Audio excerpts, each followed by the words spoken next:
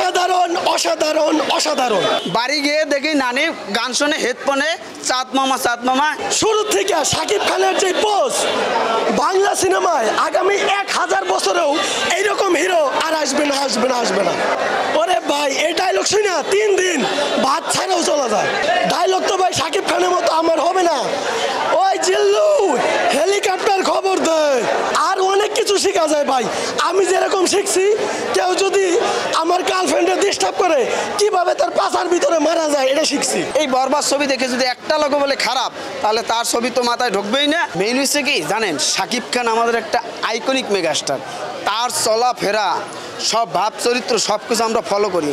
সে globally যেভাবে শাকিব খান আমাদের চলচ্চিত্র দিয়ে এগিয়ে নিয়ে যাচ্ছে এটা আমাদের জন্য ভালো লাগার বিষয়। কিন্তু এই লোকটাই নিয়ে সব সময় ষড়যন্ত্র করতে থাকে।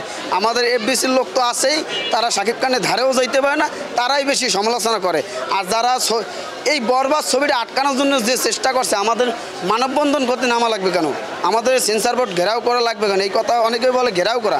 আমরা যা সুস্থভাবে আমরা চাইছি যে বরবাদ ছবিটা আসুক। এই বরবাদ ছবি দেখে যদি একটা লোক বলে খারাপ তাহলে তার ছবি তো মাথায় ঢুকবেই না। একটা ডায়লগ যে একটা ডায়লগ, তোরে যদি ভালোবাসি, তোরে যদি 1 মিনিটে ভালোবাসতে পারি, তোরে বলতে ন্যানো সিগারেট লাগে। এই যে ডায়লগগুলো যখন সিনেমার পর্দায় আসে তখন মানুষ উল্লাস করে, চিৎ করে। আবার আরেকটা গান আছে নানি, তারপর একটা গান আছে নিঃশ্বাস, গানটা যখন বাজে পর্দায় তখন মাথা নষ্ট হয়ে যায়। তারপর একটা কথা বলি যে ওই গানটা যে বাড়ি গিয়ে দেখি নানি গান শুনে হেডফোনে চাঁদ মামা কে ভালো কে মন্দ আমি তো জানি না। এই যে গানগুলো যখন বাজে পর্দায় অন্য লেভেল।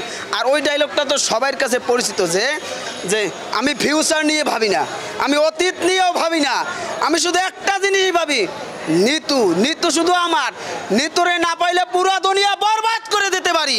আমার নায়ক লাগবে না, আমার বদ যে নায়ক এইটাই তো ওভারকাম করতে লাগবে 100 বছর। ভাই এটা তামিল না হলিউড ফিল হয়েছে, হলিউড। মানে শাকিব খান যখন আসে এন্ট্রিটা নেয়, যখন লাস্ট ফাইট হয়, ওই সিন দেখলে বলবেন এটা বলিউডে করা সম্ভব না, এটা শুধু হলিউডে করা সম্ভব। সেটাই শাকিব খান করে দেয়। 300টা গেঞ্জি বিতরণ করি এবছর, কই নেই, পরিস্থিতি বাংলাদেশের তার জন্য কই নেই। তারপর আমরা 50টার মতন গেঞ্জি আমরা পড়ছি নিজের টাকা দিয়ে আমরা। ইয়েস, আমি শাকিবিয়ান। 2004 সাল থেকে শাকিব খানের ভক্ত, কনিশিকদা থেকে। বরবাদ দেখার পর মাথা তো নষ্ট হয়ে গেছে। পরে গেছি বসুন্ধরা গাড়ি টিকিট পাই নাই, সোনি স্কোয়ার টিকিট পাই নাই, যমুনাও টিকিট পাই নাই।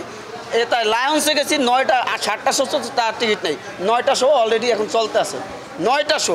আর অনেকেই তো বলতেছে যে 2 দিনে সুপারহিট হয়ে গেছে ছবি। আর শাকিব খান 2 দিনে 9 কোটি টাকা টেবিল কালেকশন করছে, মানে রেন্ট পাইছে হল থেকে। কিন্তু তারা বলতে পারে না যে সুপারহিট, তারা 2 দিনে মাল্টিপ্লেক্সে মুক্তি দিয়ে সুপারহিট। এটা কি?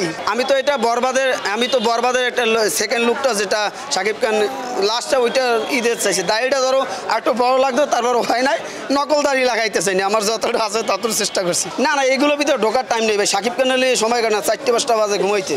শাকিব খানের ছবি, শাকিব খানের খবর, কোন জায়গা কি আসে সব কিছু আমরা ওভারঅল কিছু। বসকে ভালোবাসি 2004 21 বছর, বোঝেন আমার।